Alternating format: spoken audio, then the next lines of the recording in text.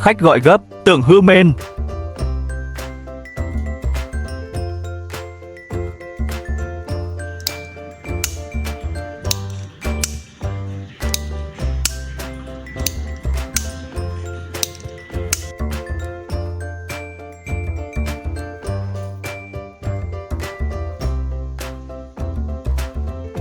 Bấm hoài không lên, nhìn giống tiêu thật rồi.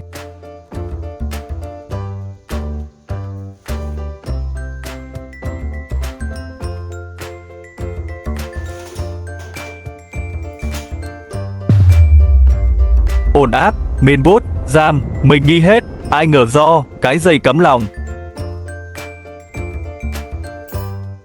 Lỗi huyền thoại số 1, dây nguồn lòng, có bữa khách mang máy tới, mình nghi chết main, cuối cùng do ổ điện chưa bật, cắm lại cái tạch, máy lên luôn.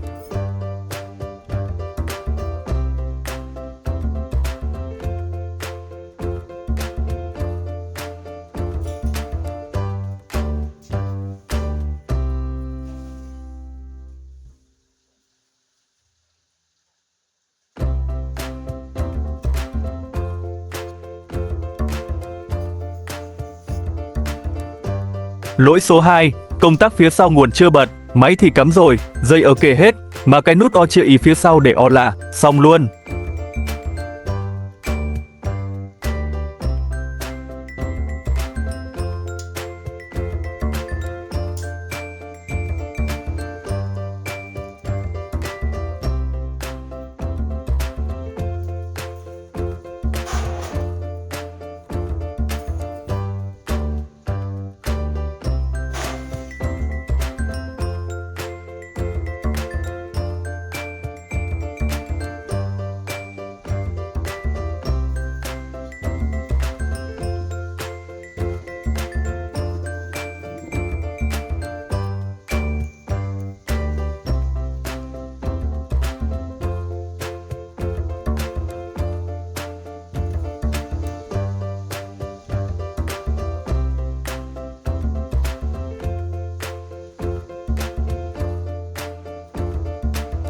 Lỗi số 3 là RAM đến tháo ra, lấy cục gôm chả sạch chân đồng, có cây máy cũ, mình làm đúng một thao tác này lên liền, khách nhìn mà tưởng mình là thầy Pháp.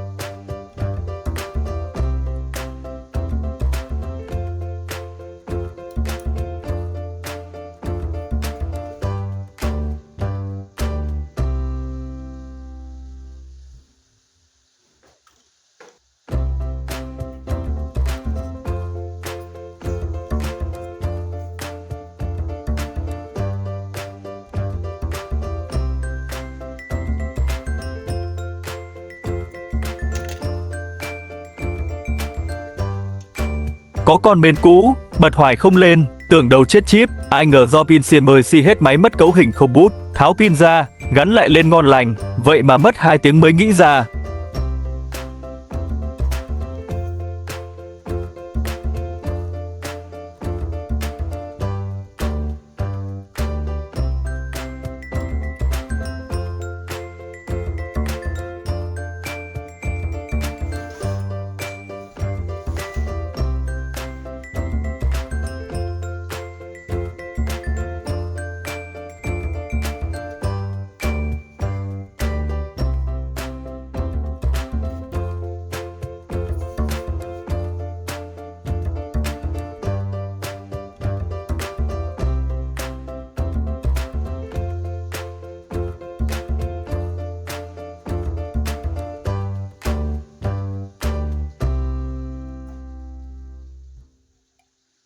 Đây là lỗi nhiều người dính, máy có cắt rời nhưng lại cắm dây vào cổng ăn bút. Máy chạy rồi mà màn không lên tưởng máy hỏng, đổi sang cổng cắt rời sáng như mặt trời giữa trưa.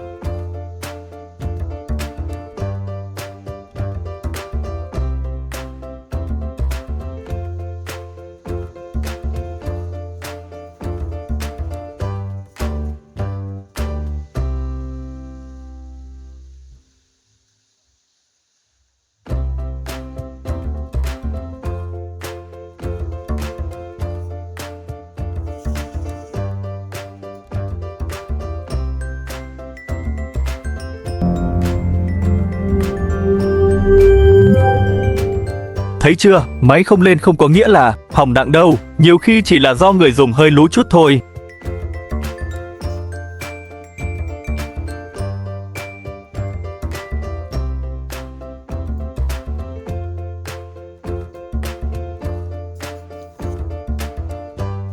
Mình kể vậy không phải để cười ai, mà để bạn không mất tiền oan vì mấy lỗi, ngớ ngẩn nhưng ai cũng từng dính. Bấm theo dõi kênh nha, để lần sau máy bạn có hư, thì biết đâu khỏi cần mang đi tiệm nữa luôn. Video chia sẻ kinh nghiệm thực tế đến không thay thế chuẩn đoán chuyên sâu.